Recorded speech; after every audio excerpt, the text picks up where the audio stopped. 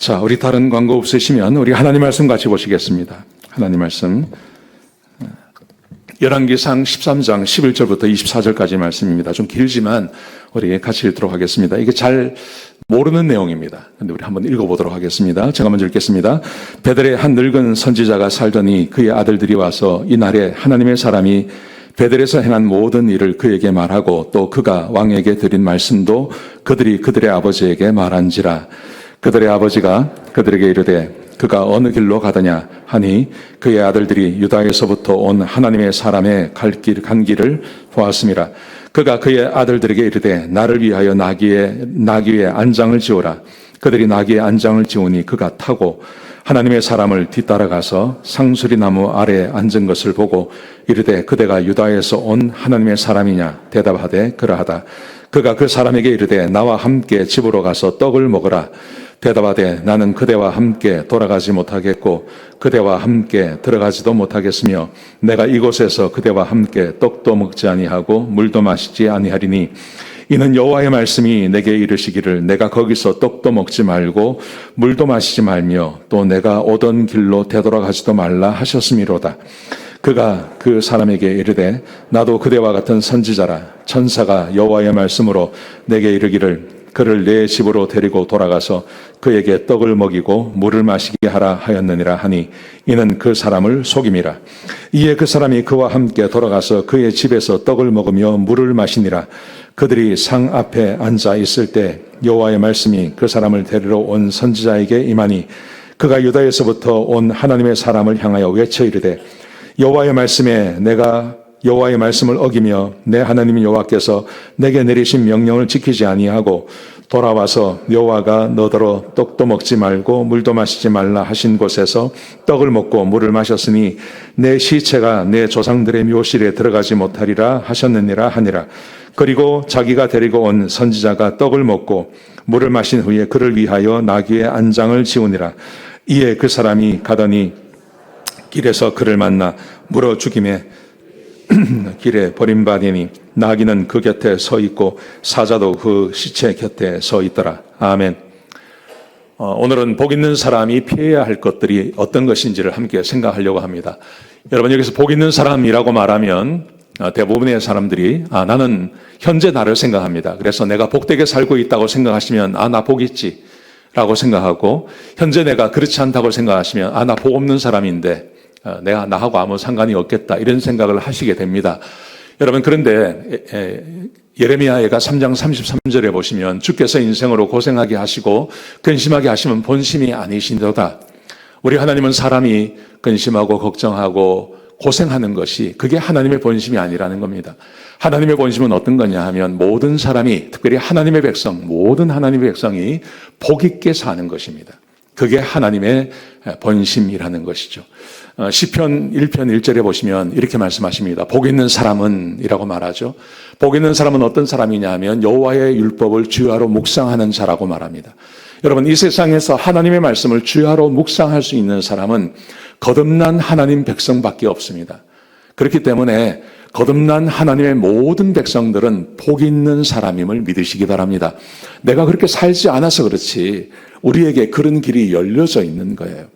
여러분 그렇기 때문에 우리 모두는 복 있는 사람이고 우리가 복을 누리며 살아갈 때 절대 하지 말아야 될 것 세 가지가 있다는 것입니다. 그 세 가지가 악인의 길을 따르지 아니하고 죄인의 길에 서지 아니하고 오만한 자의 자리에 앉지 않는 것입니다. 제가 왜 이 말씀을 드리냐 하면 우리가 지금 열왕기상을 보고 있는데 열왕기상에서 솔로몬이 말씀에 불순종하죠. 말씀에 불순종해서 자기가 자기 아버지에게 받은 나라를 자기 아들에게 못 물려줍니다. 나라가 10족속과 2지파로 나눠져 버리지 않습니까? 왜 이런 일이 생겼냐면 솔로몬이 초기에는 하나님의 말씀에 순종하고 살았지만 후기에 가면 갈수록 그가 하나님 말씀에 순종하지 않습니다. 그리고 그가 악인의 꾀에 빠지고요. 죄인의 길에 서고 그리고 오만한 자의 자리에 앉았습니다. 그래서 그 나라를 다 빼앗겨 버리는 것입니다. 그래서 오늘 본문에 보시면 오늘 하나님께서 말씀하신 대로 우리가 이 열왕기상을 쭉 읽어나가면 10지파를 여로보암이라는 사람이 차지하게 되는 거죠. 10지파의 왕이 됩니다. 그리고 솔로몬의 아들인 르호보암은 2지파만 갖게 되는 것이죠. 근데 열왕기상 11장부터 14장까지 지난주 하고 다음 주에 볼 이 말씀 전체를 보시면 거기에 크게 세 사람이 등장합니다. 그 세 사람이 누구냐 하면 여로보암, 북이스라엘의 왕인 여로보암, 그리고 하나님의 사람이 있습니다. 여로보암이 워낙 죄를 짓기 때문에 이 여로보암에게 하나님께서 하나님의 사람을 유다 땅에서 보내십니다. 이 하나님의 사람이 등장하고요. 그리고 베델에 살고 있는 늙은 선지자라는 사람이 있어요. 이 세 사람이 등장하는데 이 세 사람의 삶이 정확하게 악인의 꾀, 죄인의 길, 그리고 오만한 자의 자리에 앉아있는 삶을 살아요. 마치 솔로몬이 그랬던 것처럼 여로보암도 하나님의 사람도 늙은 선지자도 하나님의 말씀에 순종하는 삶이 아니라 하나님의 삶에 순종하지 않아요. 그래서 이 사람들이 다 불행하게 되는 거예요. 이 이야기가 열왕기상 11장부터 쭉 기록되고 오늘의 말씀도 그 중에 하나인 거예요. 그래서 제가 오늘 이 세 사람을 함께 생각해 보려고 합니다. 이 세 사람이 어떻게 살았는지, 어떻게 복된 삶을 차버렸는지를 함께 생각해 보려고 합니다. 자, 먼저 여로보암을 보십시오. 이 여로보암은요, 악인의 꾀를 따라갔던 사람이에요. 악인의 꾀가 어떤 건지 한번 생각해 보십시오. 먼저 여로보암에게 하나님의 말씀이 임합니다. 그 하나님의 말씀은 뭐냐 하면 아히야라고 하는 선지자를 통해서 하나님께서 이렇게 말씀하세요. 네가 내 명령을 잘 지키고 다윗처럼 내 율례와 명령을 잘 지키면 내가 너와 함께 하겠다고 말씀하세요. 내가 너를 떠나지 않고 항상 함께해서 이 나라를 견고하게 세워주겠다고 하나님께서 말씀해 주세요. 그러니까 여로보암은요, 왕이 되면서 하나님의 말씀만 믿으면 되는 거예요. 요 말씀만 딱 붙잡고 살면 되는 거예요. 다윗이 했던 것처럼 하나님 말씀에 순종만 하고 살면 되는 거예요. 근데 사람이 그렇게 못 살지 않습니까? 사람에게 반드시 문제가 생기지 않습니까? 어떤 문제가 생겼냐 하면 여로보암에게 두려움이 찾아왔어요. 그 두려움이 어떤 거냐 하면 곰곰이 생각을 했습니다. 생각하는 게 문제입니다. 앞으로 일어나지도 않을 일을 이 사람이 생각을 한 겁니다. 그 생각이요, 이런 겁니다. 26절 보십시오. 스스로 이르기를 나라가 이제 다윗의 집으로 돌아가리라. 부정적인 생각을 하는 거예요. 이 나라가 결국은 다윗의 집에 가게 될 거다. 왜냐하면 27절 보십시오. 만일 이 백성이 예루살렘에 있는 여호와의 성전에 제사를 드리러 올라간다면 이게 문제인 거예요. 자기는 지금 10지파를 가지고 있습니다. 큰 땅을 차지했습니다. 그런데 남유다는 다윗의 집은 2지파밖에 안 되는 거예요. 자기들이 10지파를 차지한 겁니다. 얼마나 많은 것을 가졌습니까? 근데 이 사람이요, 뭘 생각하냐면 가만 생각해 보니까 예루살렘은 자기들이 가지지 못했어요. 남유다가 가지고 있는 거예요.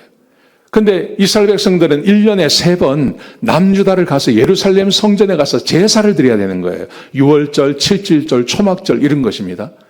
근데 만약에 그렇게 해서 진짜로 자기 나라 10지파 사람들이 예루살렘에 가서 그렇게 제사를 드리다 보면 결국은 백성의 마음이 유다 왕 르호보암에게 가고, 그래서 자기 백성들이 자기를 죽이고 이 나라를 다시 유다에게 돌려보낼 거다. 이 생각을 한 거예요.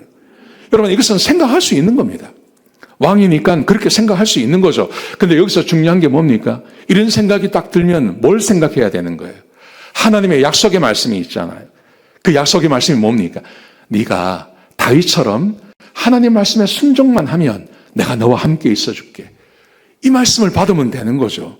근데 이 말씀을 받으면 되는데 이 여로보암이 이 말씀을 거부하는 겁니다. 하나님의 말씀을 차버리는 겁니다. 그리고 악인의 꾀, 여기서 말하는 악이라는 것은 악한 자의 꾀라는 말이 아닙니다. 하나님의 말씀이 아닌 다른 것을 붙잡고 사는 것을 악인이라고 말하는 거예요.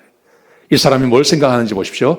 악인의 꾀가 나오는데요, 몇 가지가 나옵니다. 첫 번째, 이 사람이 금송아지 2개를 만들어요.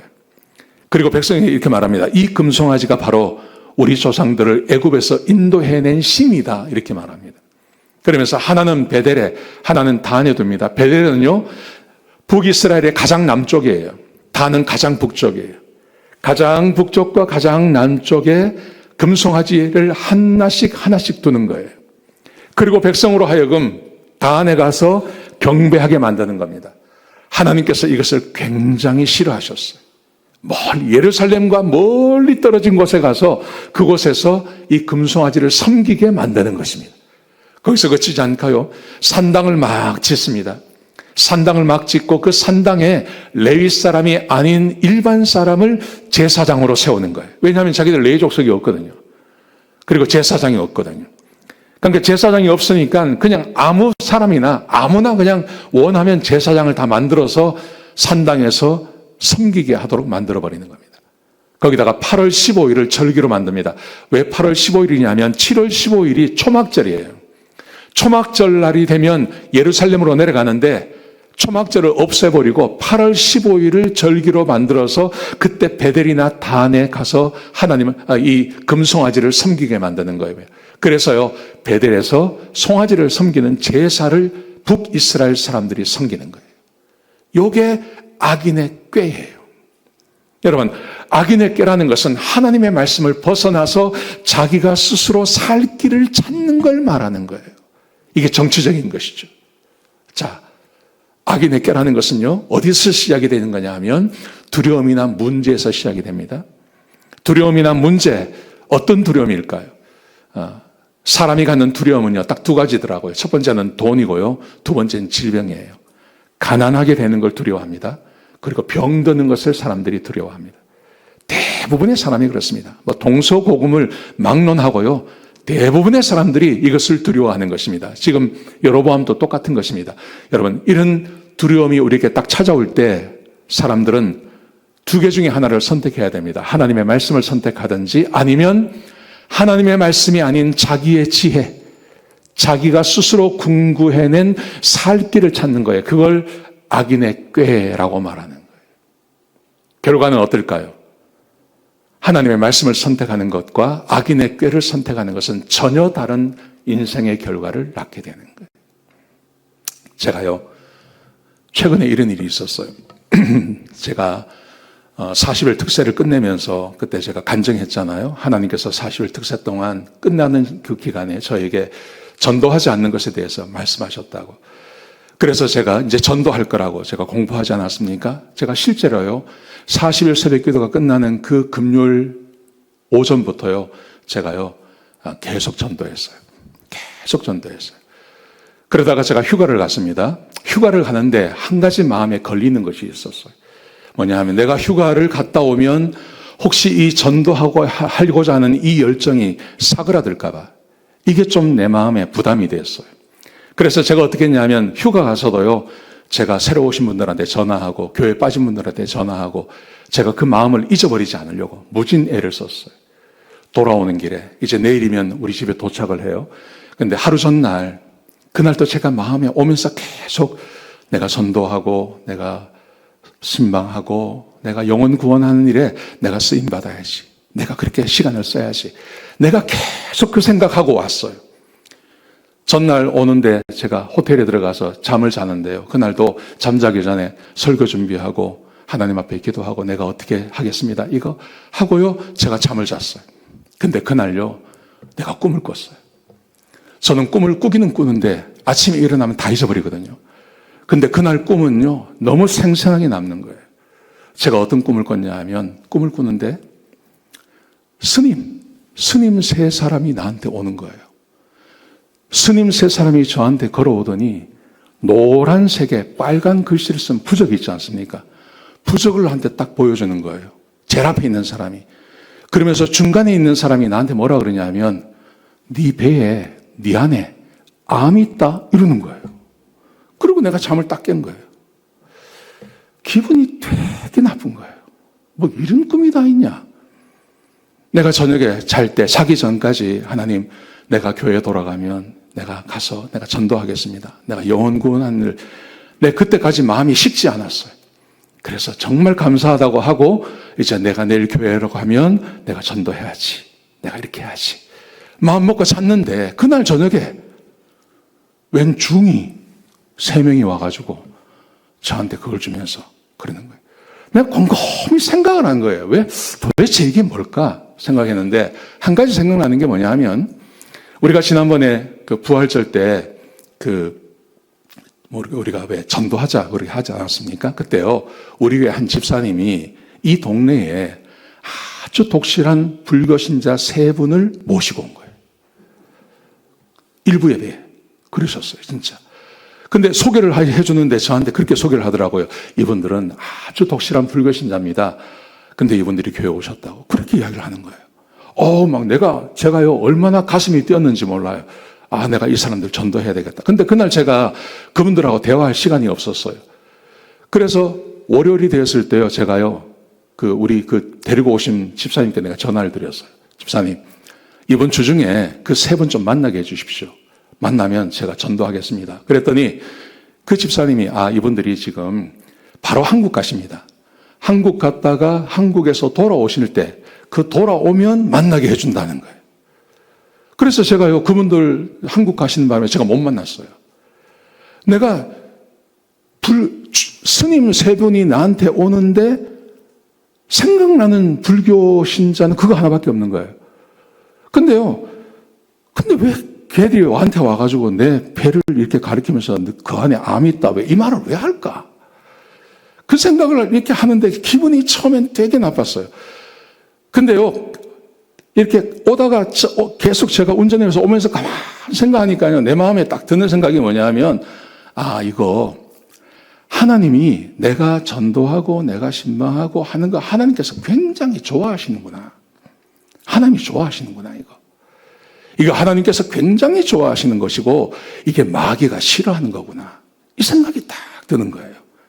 그래서요, 제가요, 그 생각을 딱 정리했어요. 이거 아무것도 아니다. 이거 아무것도 아니고, 이거 하나님이 이거 굉장히 좋아하는 일이고, 내가 마땅히 해야 하는 일이다 하고 내가 정리를 딱 한 거예요. 근데 만약에 말입니다, 제가 그때 하나님의 말씀으로 생각하지 않고, 악인의 꾀, 이게 도대체 뭘까? 그 중은 뭘까? 그 노란색 아주 선명해서 있던 그 부적은 또 뭘까? 왜 그 뒤에 있는 중이 나한테 배를 가리키며 너 그 안에 암 있다? 그럼 그게 또 뭘까? 내 안에 진짜 암이 있나? 이걸 계속 생각한다고 생각해 보십시오. 이걸 계속 생각하면 내가 무슨 결론을 얻을까요? 아마 굉장히 부정적으로 갈 가능성이 많은 거죠. 그렇지 않겠습니까? 괜히 있으면요, 여기가 아픈 것 같고요, 여기에 뭐가 있는 것 같고, 기분이 찝찝하고 막 그런 거예요. 근데 하나님께서 우리한테 전도하라고 하셨고, 이걸 내가 진짜 여기에 무슨 암이 있고 하면요, 거기 사도 바울이 나타난다든지 아니면 아주 유명한 목사님이 나타나셔서 야, 성광아, 최 목사, 그 안에 너 암 있다. 이러면 내가 이해가 되는데 웬 중이 나타나냐고. 그러니까 이건 아무것도 아니다. 이거는 마귀가 나를 방해하는 거지, 이게 절대 하나님께서 역사하시는 게 아니다. 그리고 이거는 하나님이 기뻐하시는 일이다. 이 결론이 딱 나니까요, 아무렇지도 않은 거예요. 아무렇지도 않은 거예요. 두려움이 우리에게 찾아오고 뭔가 문제가 우리에게 딱 닥쳤을 때, 그때 하나님의 말씀으로 나가느냐, 아니면 그것을 그냥 내가 생각하고 부정적으로 생각해서 결론을 얻는 게 아니라, 우리 하나님의 사람들은 언제나 하나님의 말씀으로 그 모든 것들을 해석하고 하나님의 말씀에 순종해야 될 줄로 믿습니다. 그가 우리가 해야 할 일이 있는 거죠. 여러분, 그런데 오늘 여기 나오는 이 여로보암은 그렇게 하지 않은 거예요. 하나님 말씀이 분명히 자기에게 있었음에도 불구하고 하나님의 말씀이 아닌 인간의 꾀를 가지고 이렇게 하는 게, 그래야 백성들의 마음을 붙잡고 내가 왕 노릇 할 수 있겠다, 이 생각한 거죠. 여러분, 그 결과가 뭘까요? 14장에 가보시면요, 그의 아들들이 다 죽어요. 하나님께서 하나님의 사람을 보내가지고 너의 자녀를 한 사람도 남겨놓지 않고 내가 다 죽이겠다고 말씀하시는 거예요. 그렇게 이 사람은 끝나버리는 거예요. 이거는 그냥 지나가겠습니다. 두 번째로 보시면요, 늙은 선지자가 등장합니다. 이 늙은 선지자는 죄인의 길을 가는 사람입니다. 자, 오늘 본문에 함께 읽으시는 이 본문의 말씀인데, 여기 보시면 베델에 한 늙은 선지자가 살더니, 이 베델이 누구냐, 어디냐 하면 여로보암이 거기에 우상을 만들어 놓고 섬기고 있는 그 장소를 말하는 거예요. 거기에 한 늙은 선지자가 있었어요. 근데 그의 아들들이 와서 이날에 하나님의 사람이 베델에서 행한 모든 일을 그에게 말하고 또 그가 왕에게 드린 말씀도 그들의 아버지에게 말한지라.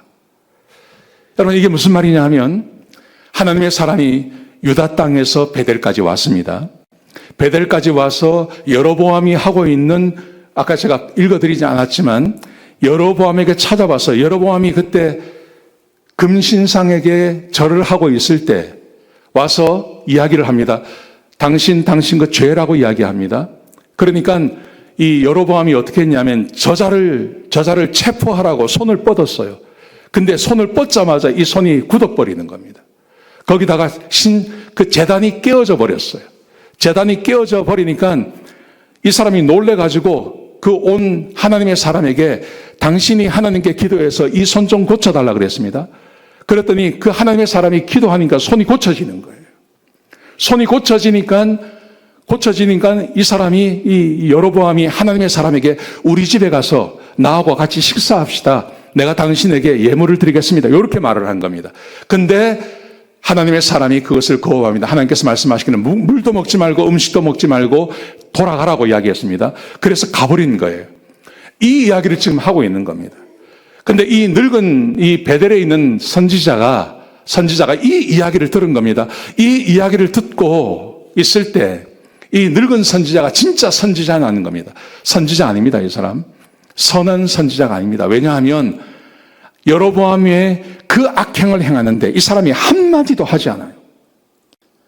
그 다음에 여로보암에게 사람을 보낼 때 하나님께서 유다 땅에서 보내세요.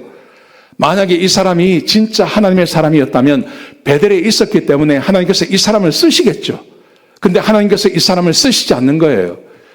여로보암의 행위를 묵인하고 이 사람은 하나님께서 쓰시는 선지자가 아닌 거예요. 그리고 이 사람이 뒤에 나오는데 하나님의 사람에게 거짓말을 합니다. 하나님께서 자기에게 말했으니까 나와 함께 식사를 하자고 이야기하는 겁니다. 근데 이 사람이 이렇게 하는 이유가 뭐냐 하면 시기하고 질투하고 그리고 사람을 죄악의 길로 데려가는 거예요. 자기는 베델에 있는 늙은 선지자, 자칭 선지자인데 하나님께서 여로보암의 죄를 지적할 때 자기를 쓰시지 않는 겁니다. 얼마나 창피했을까요? 오히려 먼 땅에 있는 유다 땅에서 하나님께서 사람을 보내셔서 일을 하시는 거예요. 이걸 자기는 모르고 있었는데 자기 자녀들이 와서 이야기를 하는 겁니다. 이 사람이 얼마나 창피했을까요? 그리고 시기심과 질투심이 그 마음 가운데 올라오는 거예요. 죄인의 길에 서지 말며라고 되어 있습니다. 이 죄인의 길은 뭘 말하는 거냐 하면요. 이 죄인의 길이 바로 이런 것입니다. 이런 것입니다. 시기심을 말하는 거예요. 죄인의 길은 언제나, 죄의 근원이 언제나 시기심입니다. 사탄이 하나님을 반역하는 일이 생겼습니다. 왜 그랬냐면 하나님을 질투하고 시기했습니다. 그가 교만했어요. 그래서 그가 사탄이 되어지는 것입니다. 천사장으로 있다가 가인이 아벨을 죽입니다. 왜 그렇습니까? 시기심 때문에 그런 것입니다. 사울이 다윗을 죽이려고 합니다. 왜 그렇습니까? 시기심 때문에 그런 거예요. 여러분, 시기심이라는 것이 모든 죄악의 근원입니다. 시기심이 3번 사람의 마음 가운데 찾아오면 정신을 못 차리는 것입니다. 시기심은 이런 것입니다. 이웃이 가진 것을 내가 가지지 못했을 때 느끼는 고통을 말하는 거예요. 시기심은 굉장히 고통스러운 것이에요. 이웃이 가진 것을 내가 못 가졌어요. 얼마나 고통스럽습니까? 이런 이야기가 있어요. 하나님께서 두 사람을 찾아왔습니다. 그 두 사람이 어떤 사람이냐? 한 사람은 욕심이 많은 사람이고 한 사람은 시기심이 많은 사람이에요. 이 두 사람이 있는데 거기에 하나님께서 찾아오셨어요. 그리고 이렇게 말씀하십니다. 너희 둘 중에 누구든지 무엇을 먼저 구하면 내가 그것을 무엇이든지 들어주겠다 그래요. 근데 그렇게 말하지 않은 사람, 구하지 않은 사람에게 구한 사람의 배를 주겠다 그러는 거예요. 무슨 말인지 아시겠죠? 반응이 없으니 이걸 뭐 아시는지. 욕심쟁이하고 시기심이 많은 사람이 있는데 그 두 사람에게 앞으로 얼마 동안 뭐 1시간이면 1시간, 2시간이면 2시간 안에 먼저 구하는 사람에게 무엇이든지 내가 들어준다. 근데 구하지 않은 사람에게는 구한 사람에게 배를 주겠다 그런 거예요. 두 사람이면 누가 말을 할까요? 서로 말을 안 하는 거예요. 욕심쟁이는 욕심쟁이이기 때문에 말을 안 하고 시기가 많은 사람은 시기가 많아서 말을 안 하는 거예요. 이제 시간이 다 됐습니다. 시간이 다 됐으니까 이제 누군가 말을 하긴 해야 됩니다. 근데 누가 말을 하냐면 시기심이 있는 사람이 말을 하는 거예요. 이 사람이 뭘 요구하는지 아십니까? 이렇게 말합니다. 하나님, 저요, 이 눈 하나 뽑아주세요. 왜 그럴까요? 시기심 많은 사람 눈 하나 뽑으면 옆에 있는 욕심쟁이는 눈 2개 뽑아야 되는 거예요. 그러니까 시기심이라는 것이 이렇게 사람을 괴롭히는 거예요. 여러분, 교회 생활 하다가요, 시기심이 발동하면요, 그때부터는 교회 생활 못 합니다. 누가 다른 사람에게 더 인정받는다고 생각되면요, 그때부터는요, 아무것도 못 합니다. 목사님 저도 마찬가지입니다. 제가 왜 시기심이 없겠습니까? 저도 가진 게 없지 않습니까? 내가 가지지 못한 것을 가진 목사님을 보면 시기심이 생기는 거예요. 그러니까 시기심이 한번 발동하면 이게 죄인의 길을 갈 수밖에 없는 거예요. 그런데 이 시기심을 어떻게 해결합니까? 해결하는 방법이 있다고 말합니다. 보십시오. 시기심을 이기는 법은 인생의 목적을 찾는 거예요. 인생의 참된 목적을 딱 찾으면 그러면 시기하지 않고도 살 수 있다는 거예요. J.C. 레일이라고 하는 주교분이 이분이 이렇게 말을 했습니다. 하나님을 기쁘시게 하는 한 가지 일을 하라. 인생의 목적인데 그 인생의 목적을 잡는 거를 하나님께서 기뻐하시는 한 가지 일을 붙잡는 거예요. 그리고 살아가면 그러면 시기심을 이길 수 있다고 말씀하시는 거예요. 여러분 한번 생각해 보십시오. 우리가 알고 있는 우리 한국의 최고의 축구 선수가 손흥민 아닙니까? 손흥민 선수가 있는데 이 손흥민 선수가요, 시기심이 있을까요? 뭐 없진 않겠죠. 있겠죠. 그런데 우리나라에 2부 리그, 3부 리그를 뛰고 있는 축구 선수 한 사람이 있다고 생각해 보세요. 그 사람에게 시기심이 많겠습니까? 손흥민 선수에게 시기심이 많겠습니까? 아마 손흥민 선수가 훨씬 적을 거예요. 왜냐하면 자기는 최고의 자리에 올라와 있기 때문에 뭐 그렇게 풀어할 게 별로 없을 거라고 저는 생각해요. 뭐 손흥민만 그렇게 했습니까? 뭐 여러 분야에서요, 최고의 자리에 올라가면 뭐 그렇게 뭐 시기심 없이 살 수 있다고 생각합니다. 자, 그런데 우리는 어떤 사람이냐 하면 저를 비롯해서 우리 모두는요, 최고의 자리에 올라가는 그런 사람들이 아니잖아요, 우리는요. 우리는 그저 그런 자리에서 살고 있잖아요. 내가 어떤 직업을 갖든지 그저 그런 자리에서 살고 있는 거예요. 근데 그저 그런 자리에서 살고 있으면 나보다 조금 나은 사람을 보면 시기심이 작동하게 되어 있는 거예요. 그런데요, 저도 그래요, 저도 그랬거든요. 저도 그랬는데 제가 진짜 내가 시기심이 생겼던 사람이 딱 한 사람이 있어요. 딱 한 사람. 우리 선배 목사님. 오래전 이야기예요. 그 선배 목사님을 오랜만에 한국에서 만났는데요. 선교사님 이렇게 말씀하시는 거예요. 아, 요새 짜증나 죽겠다는 거예요. 그게 왜요? 그러니까 자기가 1년 동안 안식년을 갔다 왔는데 그 1년 안식년 갔다 온 사이에 교회 안에 새 가족이 너무 많이 생겼다는 거예요. 새 가족이 너무 많이 생겼는데 안식년을 갔다 왔기 때문에 그때 온 새 가족을 자기가 모른다는 거예요. 그래서 그분들하고 만나서 신방하고 상담해야 된다는 거예요. 짜증나 죽겠다는 거예요. 나 그 이야기를 딱 듣는데요. 하나님, 뭐 이런 인간한테 새 가족을 보내십니까? 뭐 이런 사람한테 새 가족, 와. 근데 그분은요, 진짜 목회를 잘해요. 근데 하는 거 별로 없어요. 근데 교회가 늘 부흥해요. 내가 그분을 보면요, 그 앞에 있으면요, 내가 짜증이 나요. 짜증이 나요. 생각해도 짜증이 나요. 나한테 한 말이 그게 딱 기억이 나는 거예요. 와, 저런 사람은 어떻게 저렇게 부흥을 하고 저러나. 난 이해가 안 되는 거예요. 그리고 진짜 부러워요. 시기심이 생겨요. 근데요, 제가 한 가지 최근에 제가 느끼는 건데, 내가 전도하지 않습니까? 전도하는데요. 지난주에요. 이번 주에 무슨 일이 있었나 하면, 제가 아침에 이제, 오늘도 내가 전도하고 내가 오늘 해야지 하고 아침에 집을 나왔는데, 집을 나와서 이제 누굴 만나려고 내가 거기를 가고 있는데요. 제 마음에 무슨 마음이 드냐면 이런 마음이 딱 드는 거예요.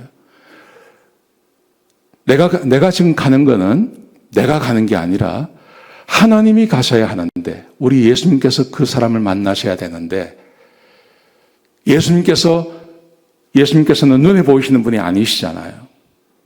그러니까 내가 가는 거예요. 그러니까 내가 안 가면 하나님이 그분을 못 만나시는 거예요. 응? 네, 그런 생각이 딱 드는 거예요. 내가 누군가를 전도하고 내가 누군가를 만나고 하는 것은 그냥 내가 가는 게 아니라 하나님이 원래 가셔야 되는데, 하나님께서 가셔도 그 사람이 알아보지를 못하니까 하나님께서 나를 보내셔서 내가 가서 그분을 만나는 거예요. 그러니까 나는 근데 그 마음을 딱 주시는데요. 내가 얼마나 기분이 좋은지 몰라요. 그 마음이 딱 들어오는데, 이게 그냥 나 혼자 가는 게 아니구나. 나 혼자 가는 게 아니라 하나님께서 가시는데 내가 가서 그분을 만나고 하면 하나님이 가시는 길을 내가 하는 일이구나. 왜? 하나님의 대사란 말이 있지 않습니까? 그리고 우리 주님께서 아버지께서 나를 보내신 것처럼 내가 너희를 보낸다고 말씀하셨잖아요. 근데 그 말씀이 내 마음에 꽉 들어오는데요. 얼마나 기분이 좋은지 몰라요. 그리고 오늘 그날 제가 원래 전도하고 지금 타겟으로 삼아놓고 내가 만나는 사람이 있거든요. 근데 그날 희한하게요. 그렇게 냉대를 하고요. 그렇게 모욕을 주고 저한테요. 그러는 거예요. 가는 데마다 그러는 거예요. 그렇게 나를 모욕을 주고요. 막 냉대를 하고요. 막 그러는 거예요. 근데 희한한 게요. 아무렇지도 않아요. 아무렇지도 않아요. 제가 최 씨거든요. 저거 싸움 다 잘하거든요. 제가 싸움도 잘합니다. 제가 한 번도 누구한테 맞아본 적이 없어요. 저는 어릴 때부터요. 근데요, 아무렇지도 않아요. 진짜 아무렇지도 않는 거예요. 마음이 딱 하나님께서 지켜주시는 거예요. 여러분, 시기심이 있을까요? 없어요. 그렇게 해도 내 마음이 지켜지는데 시기심이 있을까요? 없어요. 진짜 없어요. 내 마음에서 그런 마음들이 싹 사라져요. 우리가 살아가면서 진짜 힘들고 어려운 게 시기하는 마음입니다. 집에서도 시기하는 게 있지 않습니까? 자식이 나보다 자기 엄마를 더 좋아하면요, 시기하는 마음이 있습니다. 우리 부인이 나를 챙기는 것보다 우리 아들을 챙기면요, 기분 나빠요. 기분 나빠요. 솔직히 기분 나빠요. 근데 전도라는 것은 뭐냐 하면요, 내가 어떤 믿지 않는 사람을 만나고 한다는 것은 어떤 걸 의미하는 거냐 하면 하나님이 하시는 최고의 일이에요. 우리 하나님께서 영혼을 구원하시기 위해서 인간의 몸으로 오지 않았습니까? 그분이 십자가에서 돌아가신 이유가 영혼을 구원하시기 위해서거든요. 근데 내가 진짜 예수 믿지 않는 사람, 나하고 아무 상관없는 사람을 내가 만나러 가요. 내가 전도하러 가요. 그 일은요, 어떤 일이냐 하면 하나님이 하시는 일을 내가 하는 거예요.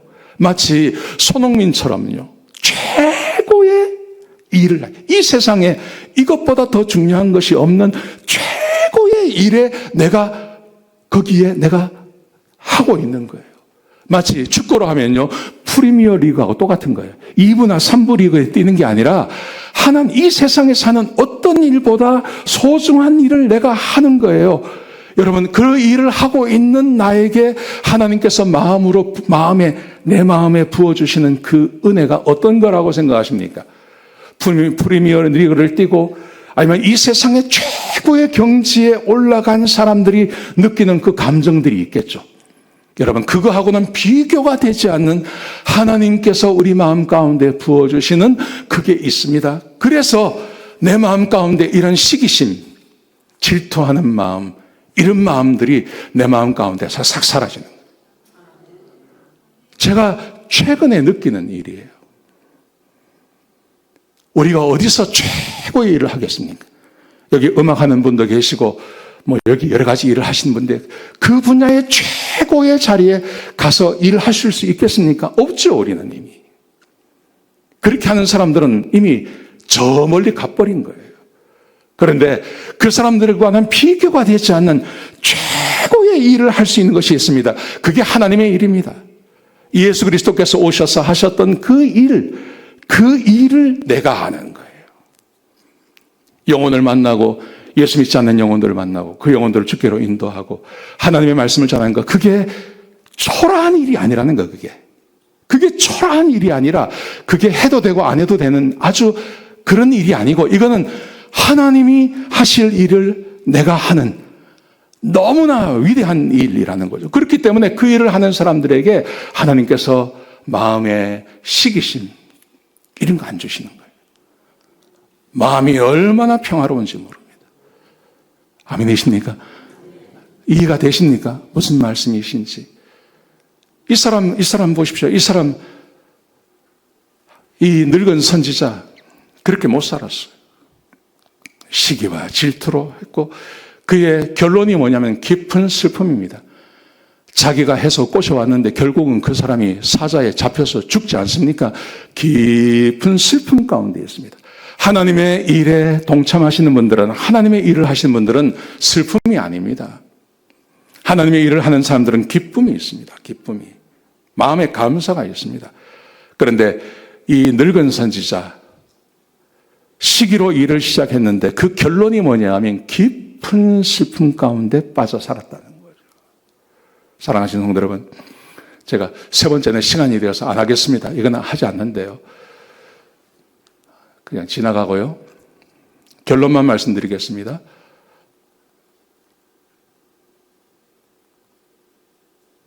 인생의 문제는 악인의 꾀, 하나님보다 더 지혜롭다. 자기 생각으로 사는 겁니다. 죄인의 길, 시기하고 질투하는 것입니다. 오만한 자의 자리에 앉는 것, 이것은 말씀을 내 마음대로 해석하는 것을 말하는 거예요. 그런데 이것을 어떻게 해결하시겠습니까? 구원받아야 됩니다. 그리고 내가 성령 안에서 살아가야 합니다. 이렇게 해야 됩니다. 그래서요, 목장에 가셔서 다음 주에 여러분 전도해 오시기 바랍니다. 다음 주에 여러분의 아이들, 자녀들, 믿지 않는 남편, 믿지 않는 부인 데려오시기 바랍니다. 한번 데려와 보십시오. 한번 데려와 보십시오. 어떻게 해서든지 데려와 보십시오. 여러분 전도하라고 하니까요, 예수 믿게 해서 데려오는 게 아니라요, 그냥 교회만 데려오십시오. 그럼 그 다음은 제가 책임지겠습니다. 제가 하겠습니다. 교회만 데리고 오십시오. 아멘. 예, 그걸 한번 해보시기 바랍니다.